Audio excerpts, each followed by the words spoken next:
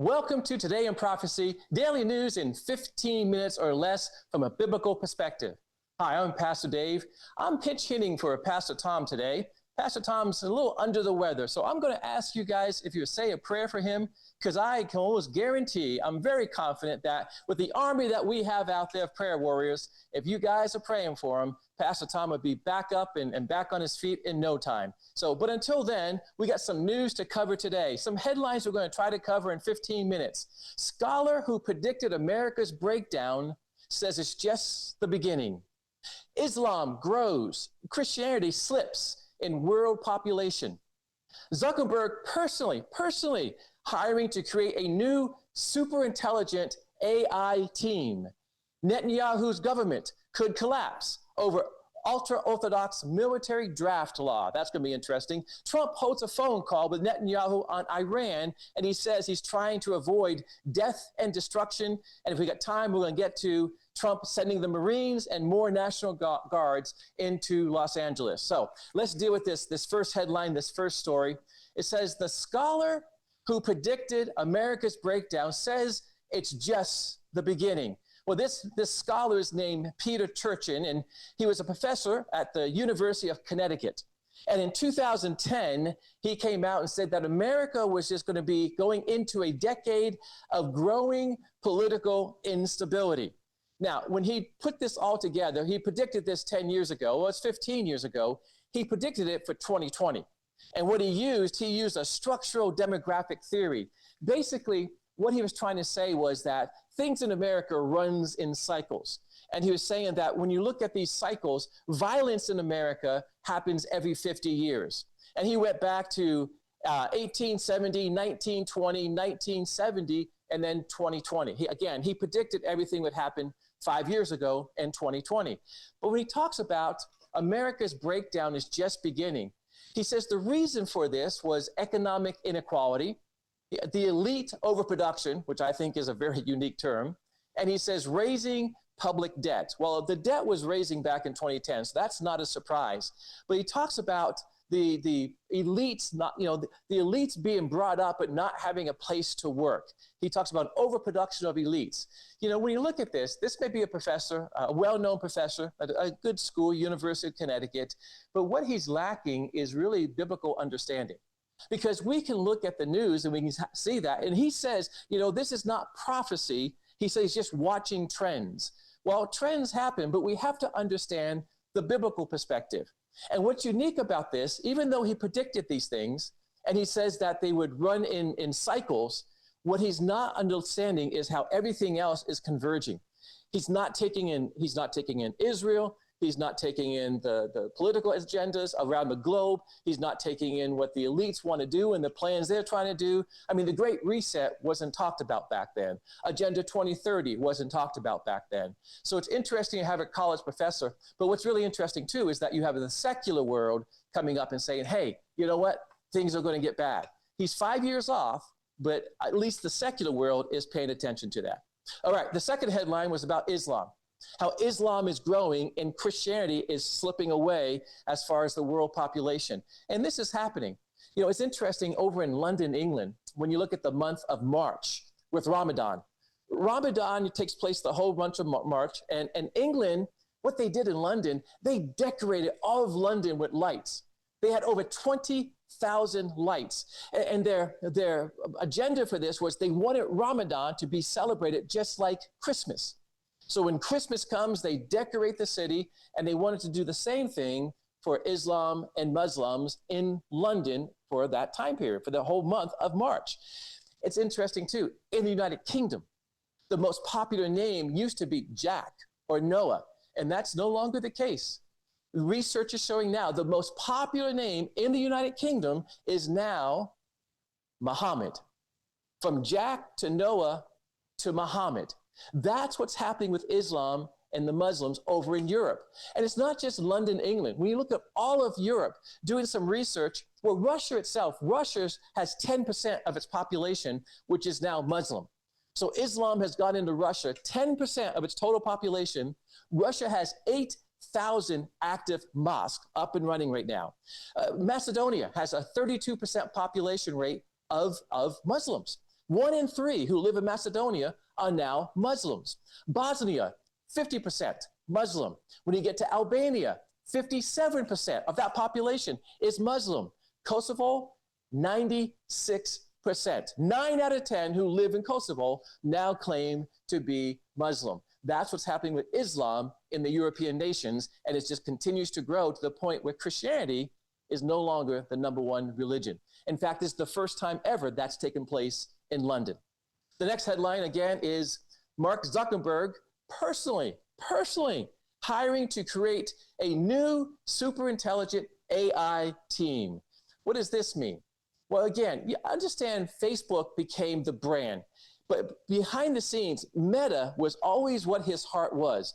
Zuckerberg says that Meta was really what his ID was, his brand was. It just so happened that Facebook took off and everybody got behind that. So people put Zuckerberg with Facebook, but he says it's much, much more than that. Meta really is what he wants to do.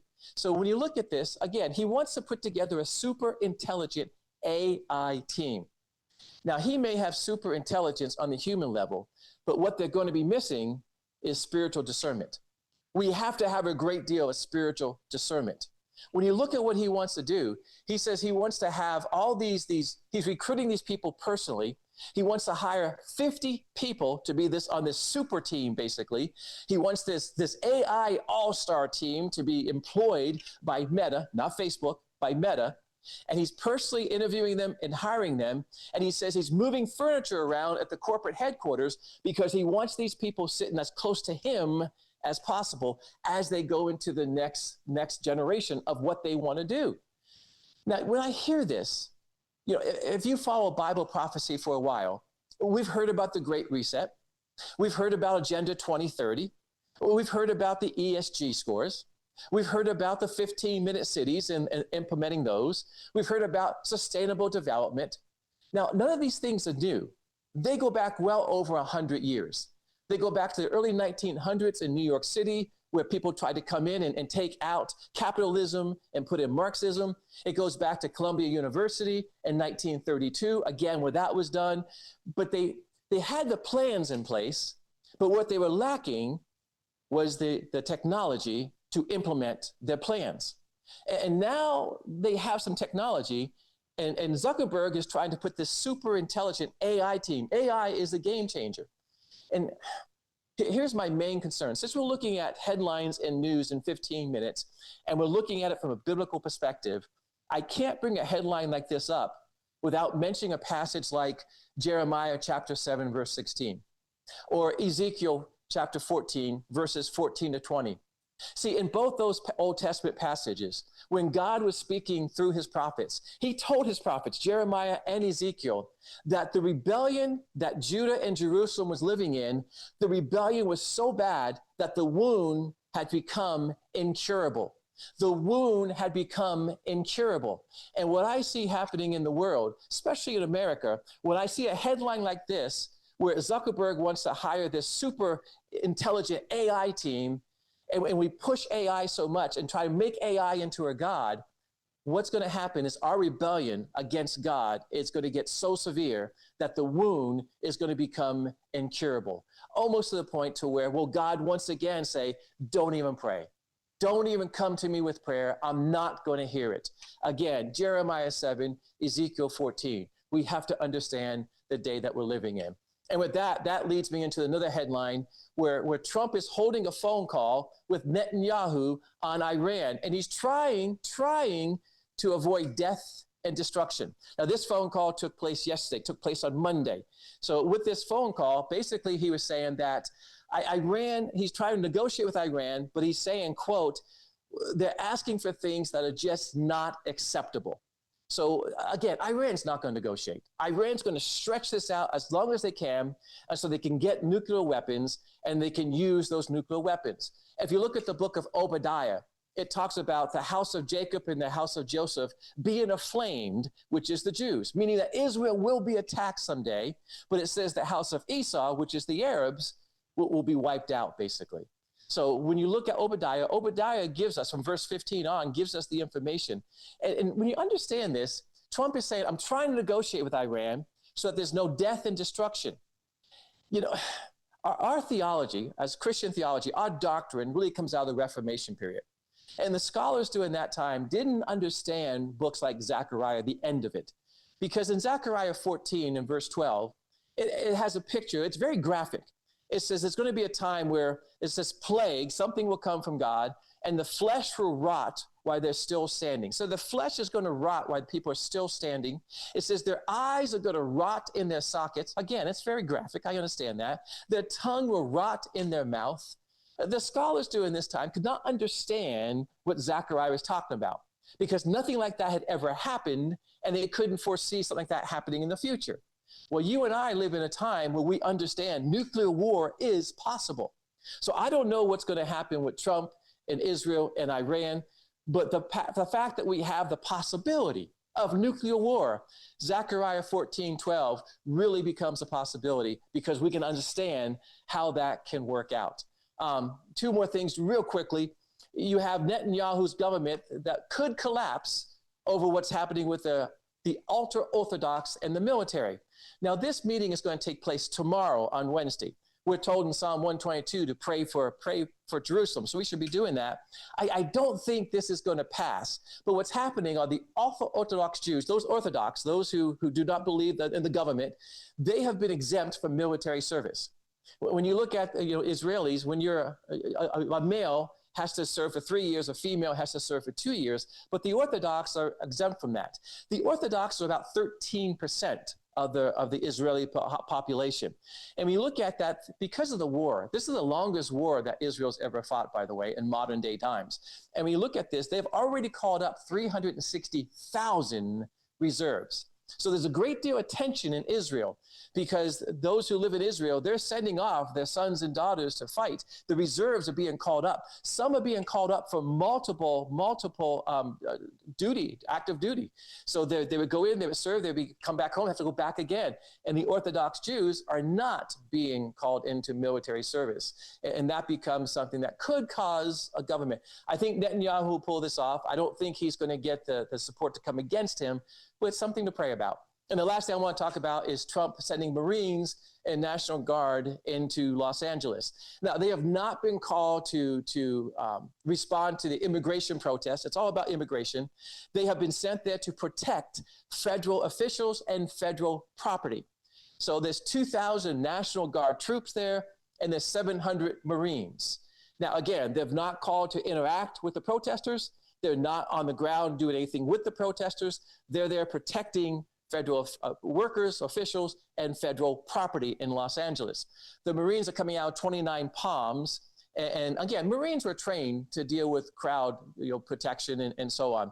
So when you look at this, you say, well, how could President Trump do this? Because the governor of California and the mayor of Los Angeles is not happy about this, but you have the Insurrection Act of 1807. Whenever there's civil disobedience, the president has the right and the ability to call in the National Guard and to send military if needed. It hasn't been done since 1992. But folks, we live in a day where I look at Matthew 24, kingdom against kingdom and nation against nation. Kingdom against kingdom goes back to 2011 in the Arab Springs. But now we're looking at nation against nation where there's unrest in our own streets. And Donald Trump is doing something. LA is saying, we don't need it. They did the same thing with the fires, by the way, when New York City tried to help. LA said, no, we're good. We don't need it, but they need all the help they can get. So when you look what's happening with Israel, what's happening in our own country with LA, when you look at AI and what's happening with Islam and Muslim around the world, it's getting to a point to where it's a very interesting time that we live in. The day that we live in is a very interesting day. So you put it all together, and all it really means, folks, is we're that much closer to the soon return of Jesus Christ. The rapture can be moments away, which means the tribulation is just around the corner. And with that, I'm going to leave you with a sense of hope, saying, Lord Jesus, Maranatha, we know he's coming back soon. Once again, Pastor Tom is not feeling well today. I appreciate your prayers for him.